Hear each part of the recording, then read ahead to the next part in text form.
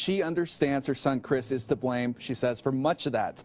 However, she insists he is not guilty of all that he has admitted to as part of that plea deal, even though she also admits she doesn't have a lot of evidence to back that up. He went into a rage and he killed her when he saw her strangling Celeste. He did kill her, but for the kids, no. It's very difficult. It's very difficult because I just can't imagine my son doing that. He couldn't have done that. He kissed his daughters and wished them good night. He told his wife, who was expecting their third child, that he loved her. Then he ended their lives. It wasn't out of anger. It wasn't a moment of losing control. He did it on purpose. He planned it. Afterward, he took a shower and carried on as if nothing had happened. That man was Chris Watts. His closest family, the ones who had known him since he was a child, believed they understood him. They didn't. Or maybe they just didn't want to face the truth. Growing up, Chris Watts was the kid every parent hopes for. Quiet, polite, well-behaved. He never got into trouble. He never gave them a reason to think anything was wrong. Cindy, his mother, didn't just care about him, she worshipped him. To Cindy, Chris was kind-hearted, soft-spoken, and incapable of doing harm. Over the years, she had crafted that perfect image of her son in her mind. Nothing would break that image. Not his confession, not the forensic proof, not even his detailed words explaining what he did to those little girls. Her belief in him stayed unshaken through all of it. By 2018, Chris appeared to be living the dream. He owned a big 5-bedroom house in Frederick, Colorado. He had a steady job. He was married to Shanann, who was lively, warm, and expecting their son, Nico, at 15 weeks pregnant.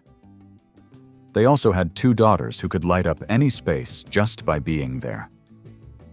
There was Bella, a bright and curious 4-year-old, full of energy and life.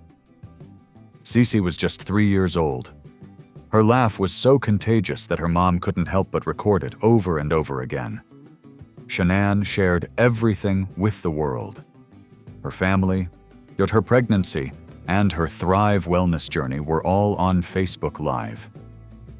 She took pride in the life they were creating together. She had no clue the man she stood next to had already made up his mind that there would be no future for any of them.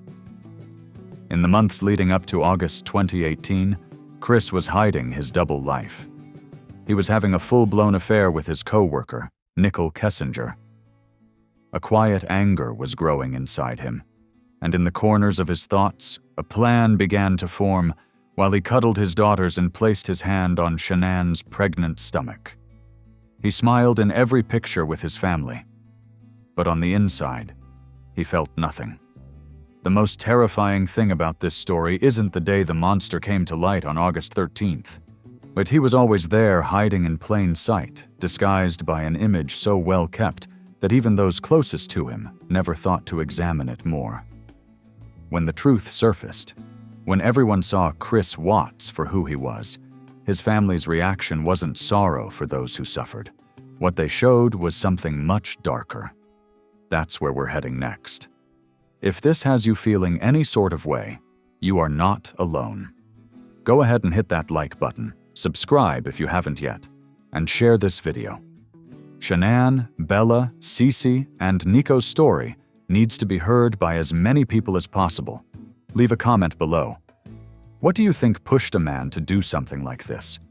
Was it who he always was, or who he turned into? When Shanann and her daughters disappeared on August 13th, 2018, the internet didn't wait around to see the facts. And in just a few hours, opinions were already flying, and somehow people decided to blame the pregnant woman who had vanished. The comments were harsh. People called her controlling and obsessive. They accused her of using her kids to promote her MLM business. They picked apart her Facebook Lives, her Thrive posts, and even how she parented, all to find reasons to avoid facing what felt too hard to believe. Some claimed she emasculated Chris. Others said she smothered him. They insisted she pushed a decent man to his breaking point. That same good man, at that exact moment, knew exactly where his family was. What stings the most is how fast everyone supported the man who stood on camera without a tear pleading for his family to return. And how just as quickly they turned on the woman who never got the chance to come back. But the most profound denial came from his own parents. When Chris admitted guilt to all 9 charges, including killing Shanann, Bella, Celeste, and their unborn baby Nico, many thought his family would face the facts. But Cindy Watts went on camera and defended her son. She said he wasn't a psychopath, a sociopath, or a monster. She doubted his guilty plea. Before he confessed, she told him not to admit anything if he didn't commit the crimes. That you had a pure heart, a good soul. No one could ever say anything bad about you. You were the kindest person there ever was. You were my smart kid, and you better stay strong because I have got to stay strong. Okay? I have got to stay strong because this is we all will get through this together. Okay. You, me, Ronnie, Jamie, all of us will get through this together. She thought he should have contested the charges even if it meant Shanann's reputation would suffer during a trial. Ronnie Watts stayed quiet, but his words carried weight. He said he trusted the first story Chris told, the one Chris made up on the spot to save himself, the story where Shanann killed the kids and he ended her life out of sorrow. That specific story. But Ronnie clung to it instead of considering the autopsies, confessions, or all the forensic proof. Then the prison calls got leaked, and they exposed everything. Cindy called Chris.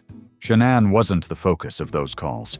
Neither were Bella, CeCe, or the unborn baby who never even got a chance to take a breath. What really stands out is what Chris did during those conversations. He didn't argue. He didn't protest. He just sat there and absorbed it all. Quiet, to calm fine with being coddled over a prison phone while serving 5 life sentences for the murders of his own kids. This wasn't just grief clouding judgment. This wasn't shock speaking. This followed a pattern. It shows a deep, deliberate blind spot, one tied to something far more psychological than most people might think. The real question nobody seemed to ask was this: how can a parent see the evidence, hear a confession, and still cling to the story they've created in their own mind? There's one question at the core of this entire situation. How do you raise someone capable of horrible things and not notice? Or even worse, how do you face the truth, the proof, the admission, and still refuse to accept it? Experts in psychology refer to this as cognitive dissonance. And when reality clashes hard against the version of events we've convinced ourselves is true, the brain does something fascinating. It shields itself. It alters the narrative. It redirects the blame to others. For Cindy and Ronnie Watts, admitting that Chris was guilty wasn't just about seeing their son as a killer. It meant questioning everything they thought they did right as parents. Most people can't handle that kind of burden, so instead of shouldering it, they let it go. They blamed Shanann, the marriage, anything but their son. That isn't real strength. It's survival disguised as loyalty. But saving one family came with a heartbreaking price for another. While Cindy and Ronnie coped with their pain by protecting Chris's reputation. Though Shanann's family, her parents Frank and Sandra Zuchek, and her brother Frankie, sat in that courtroom taking in every painful word. They called the public statements from the Watts family cruel, disgusting, and untrue. They lost a daughter, 2 little granddaughters, an unborn baby boy. Then, they had to sit and see the family of the man responsible question if he should have ever admitted guilt. That added pain, the denial, the blame shifting, the twisting of the truth, is its own kind of heartbreak. Chris Watts is not the only man who is hidden behind a built facade. he will not be the last person whose family refuses to see through it. This case makes us face an unsettling truth. The people who can do the most harm are sometimes the ones you'd never expect, and the ones closest to them are often the last to believe it. Shanann was 34 years old. Bella was 4. CeCe was just 3. Nico didn't get the chance to take even one breath. They needed someone to stand up for them. They deserved honesty, not anything less. This video is dedicated to them. Hit the like button. Share it with someone.